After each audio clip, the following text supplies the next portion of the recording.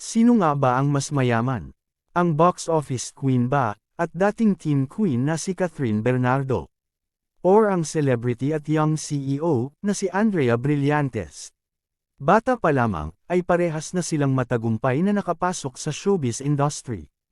At ngayong 2024, marami na silang naipundar na yaman mula sa kanilang mga kinita, tulad na lamang ng bahay, kotse, mga negosyo at ilang mamahaling bagay. Ngunit sino nga ba ang mas nakakaangat sa buhay sa kanilang dalawa? Si Catherine Bernardo ba, o si Andrea Brillantes? Si Catherine Bernardo ay nagsimulang umarte noong siya ay 6 years old pa lamang. Ito ay noong gumanap siya bilang batang Bea Alonzo, sa teleserye na It Might Be You na pinagbibidahan nila Bea Alonzo at John Lloyd Cruz. Noong 2006 naman, siya ay bumida sa patok na teleserye noon na Super Ingo, kung saan siya ay mas sumikat at tinangkilik ng mga tao. Bukod dito, marami din siyang kinabilangang proyekto, at isa na dito ang Mara Clara, kung saan ito ay kanyang pinagbidahan kasama ang aktres na si Julia Montes. Hanggang sa nakasama niya si Daniel Padilla, sa teleserye na Princess and I, kung saan ay dito na nagsimula ang pag-usbong ng kanyang karera, kasama ang ka-love team at dating boyfriend na si Daniel Padilla.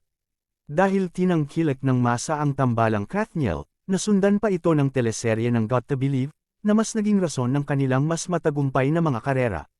Si Catherine Bernardo at Daniel Padilla, ay may kabuoang 7 mga pelikula, at halos lahat ng mga ito ay tinaguriang blockbuster. Kasama na dito ang The House of Us, na kumita ng 805 milyon pesos kung saan ito ay tinaguriang highest-grossing Filipino movie noon. Ang kanilang pelikula din noon na She's Dating the Gangster ay kumita ng kabuoang 286 milyon pesos. Noong 2019 naman, si Catherine Bernardo kasama si Alden Richards, ay bumida sa pelikulang Hello Love Goodbye, kung saan ito ay kumita ng 881 milyon pesos, at ngayon na ay tinatag-uri ang the highest-grossing Filipino movie of all time.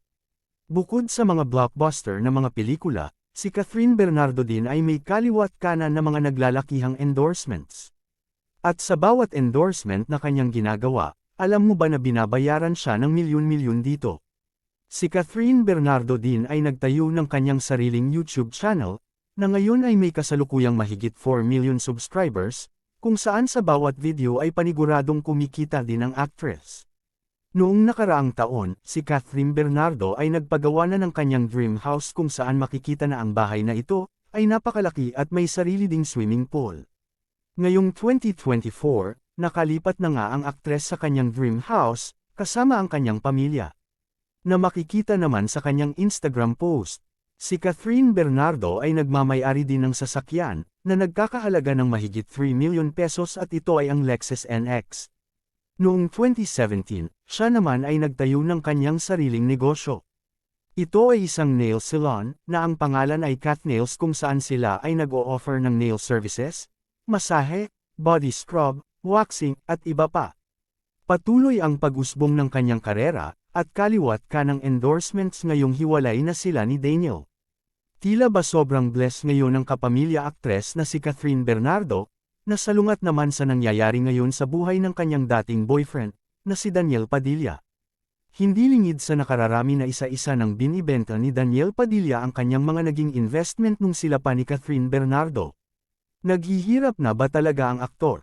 O sadyang unti-unti na niyang tinatanggal ang mga bagay na makakapagpapaalala sa kanyang dating nobya? Dahil minsan nang naging love nest ni na Catherine at Daniel Padilla, ang bahay at kotse ng aktor.